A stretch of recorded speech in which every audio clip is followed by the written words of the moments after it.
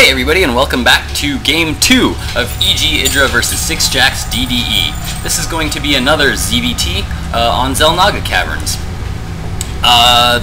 Game 1 we saw EGIdrA do pretty well against sixjaxDDE. Both players went for fairly standard play. EGIdrA went for that Baneling Muta, which so many Zerg go against those Terran opponents, and sixjaxDDE went for that standard Marine siege tank play. And EGIdrA was lucky enough in a major engagement to catch sixjaxDDE's siege tanks out of position and not sieged up, managed to snipe off a bunch of them, and was able to clean up the Marines and a couple of Thors that he had made pretty easily, and after that it was pretty much just EGIdrA pushing for the win and took the win. This is a series that was played on Battle.net. This is the second game. I'm not sure if this was like some kind of a show match. I don't know whether they planned it in ahead of time, or in advance rather, and played their two matches, or whether it was just they just happened to be matched up twice, and one of them posted it on one of the replay sites. I don't even know which one I got this one off of. This is either, I think I got this one from sc2replay.com. I'm not sure, but some replay site I got this from. I think there are three that I check. There are three that I check pretty often. If you guys want links to those, then by all means, please just message me or comment down below, and I can always post links to my replay sites, and then you guys can download these replays, and if you guys want to steal these builds and examine the games more closely yourselves. EGIdrA, this game is going for a quick hatch. That is usually to be expected from EGIdrA. EGIdrA can you almost don't even have to scout EGIdrA. You almost know EGIdrA is always going to go for that fast hatch just because he enjoys that macro style of gameplay. And so, looks like sixjaxDDE is aware of the fact that EGIdrA would probably go for that fast hatch and has two racks. He now has two barracks down on the field right now, and he is now sending out an SCV, possibly to throw up a bunker for some Marines that are now out on the field, or one Marine anyway, that is now on the field and coming up. Whoa. Alright, so let's see if he will throw down a bunker here in time to deny this hatchery. He is scouting right now just to see what's going on while he waits for this Marine to get there, so that EGIdrA is not alerted too early to some early pressure. He does see that the spawning pool isn't up yet, and will not have any lings here in time if he throws down a bunker right now. But interestingly enough, hang on one second. Let's go back a second. I think there was a drone down here that caught this Marine coming up the map, and with that, EGIdrA is going to be alerted to this early push. He knows that Marines are moving across the field right now, and EGIdrA should be producing some lings, appropriately. He is producing 4 Zerglings right now. It'll be interesting to see if he produces any more than that, but I think it might be a little too late now for DDE to do any kind of damage now, because EGIdrA now has his pool up and he's got quite a few larvae up, and I don't think with these lings on the field, he's just not going to be able to get up that bunker easily. DDE still rallying some Marines here. I don't know if he's going to decide to move in or not. I wouldn't advise it at this point. I think at this point, this base is already here and getting established. Queens are about to be up on the field, so I wouldn't be surprised to see DDE just pull these Marines back and do a little bit of defending. Now, DDE has followed this up with an expansion command center, so he is expanding on his own, and EGIdrA is going to come down and scout that. EGIdrA does need to come down and scout because he needs to know whether sixjaxDDE is just going to stick on one base and produce a lot of units, or whether he is going to expand and go for a little bit more macro style play. EGIdrA did not get that scout in, though. These Marines did deny these Zerglings from getting any kind of a scout, so EGIdrA is still in the dark as to whether DDE is massing up a big army right now to come deal some massive damage, or whether he's just macroing up on the second hatch. I think EGIdrA, knowing EGIdrA, well, he is saving up some larvae right now. EGIdrA has 4 larvae here, another 5 larvae there, so EGIdrA has a lot of larvae on the field right now, and he is producing some roaches here now that his roach warren has just come down, and I think he saw those Marines moving out, but he is pulling his drones all back into the main. He does not want to lose any drone kills he does not want to lose any drones this game. He's now pulling all of his drones back.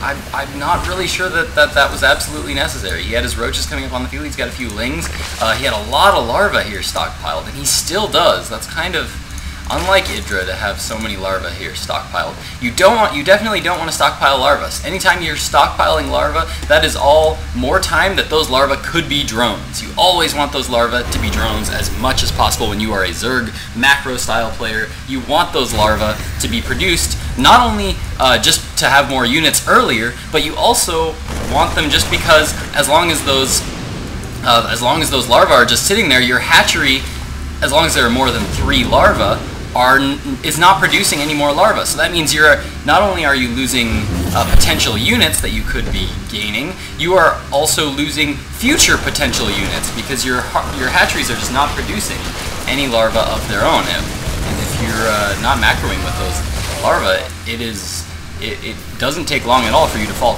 quite behind. So I was kind of surprised there to see that EGIdrA wasn't using all those drones. It's very common for EGIdrA to be very on top of all those that macro and using all his larvae. EGIdrA here poking in, trying to do some damage, denying this base from landing at all and getting any mining done. So EGIdrA is holding DDE on one base with a relatively small number of forces, and in the meantime he is droning up and getting his macro going. He has now 3 gas now that it has come up. He now has 3 gas, getting fairly well saturated in his natural. His main is definitely well saturated. And now he is pulling back because the forces of DDE, because he was stuck on 2 bases, he was unable to get as much droning going on as he would like and as much income as he would like, so he was forced to just build an army and push out with that army just a little bit to defend this base. Siege mode is now up for DDE, and it looks like we're just going to be seeing some more standard marine tank play from DDE here. EGIdrA now destroying the destructible rocks to his gold. Looks like he is going to be a little greedy and try to go for that early 3rd on the gold expansion. This is something that Zerg players don't always want to do. Zerg players, when they expand, they tend to want to expand to farther away bases. I've talked about this before, but as a Zerg player, you tend to want to expand as far away from your opponent's bases as possible. This is because your units tend to be faster. As Zerg units tend to be a lot faster, especially when they're on creep, and they tend to be able to bounce back and forth between bases very fast, and it's very easy for them to defend by just bouncing from here to here to here. As long as it's all connected by creep, especially with those lings, it is very easy to do. Whereas Terran players tend to want to expand forward because they have their big mighty death ball of an army that they can then expand here and just plant their army here or here, and just be able to just hold that position, defend their base, and have their army be closer to the opponent to try to push forward. Now sixjaxDDE here moving in, placing some siege tanks, placing some bunkers down, so it looks like we are going to get a nice slow push here out of DDE. Very nice siege tank spread. This is excellent siege tank spread, something you definitely want to do against Zerg players that are going for these banelings. These banelings can do a lot of damage if those units are all grouped up. If you have your siege tanks spread out, then you will tend to do a lot more damage against those Zerg units. And EGIdrA here moving in to try to stop this counterattack. Nice positioning of these Marauders by sixjaxDDE, absorbing the hits of the banelings, allowing these Marines back here to stay alive. These forces moving in, but man, this is a lot. This is going to be tough to break here for EGIdrA. Yes, sixjaxDDE, while he did lose a couple tanks, did manage to hold, and he is now pushing forward with all these Marines and a Marauder or 2 there. Doing a lot of damage. EGIdrA really needs to macro up some forces. 12 Zerglings on the way, 4 Roaches on the way, and this bunker has now gone up, so this is a pretty well defended position here by sixjaxDDE. It'll be difficult for EGIdrA to hold this. EGIdrA really needs to, well, EGIdrA will want to be expanding, I'm sure, and the fact that he's only on 2 bases right now, which is matched with Terran, is going to mean he is a little behind in econ. Those mules for Terran allow him to get quite a good econ despite the drone lead that EGIdrA might have. Oh, EGIdrA actually doesn't even have a drone lead because of all the pressure that DDE's been putting on. EGIdrA has been unable to make all the drones he wants, and now the force is moving in here. Those banelings definitely not doing as much damage as they would like. Nice little reserve of Marines here, down by sixjaxDDE. Very nice, very, very nice play by DDE, placing his rally points here so that way his Marines that come in don't just go charging into battle and get hit by banelings. They stay back here where they are safe, and he can pull them in small groups at a time, and EGIdrA leaves the game without a GG.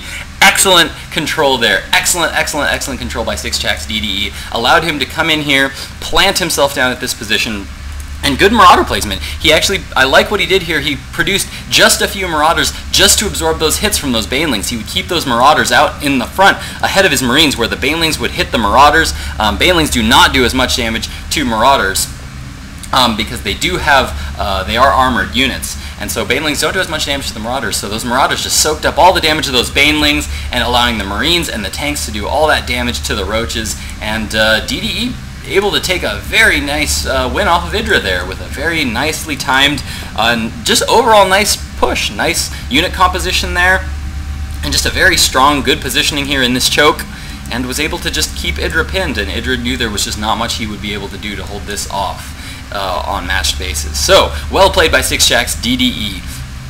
Good game, everybody. Comment, subscribe below, let me know what I can do to make these videos better for you, and I hope to get some more casts in the near future. Take care, everybody. Bye-bye.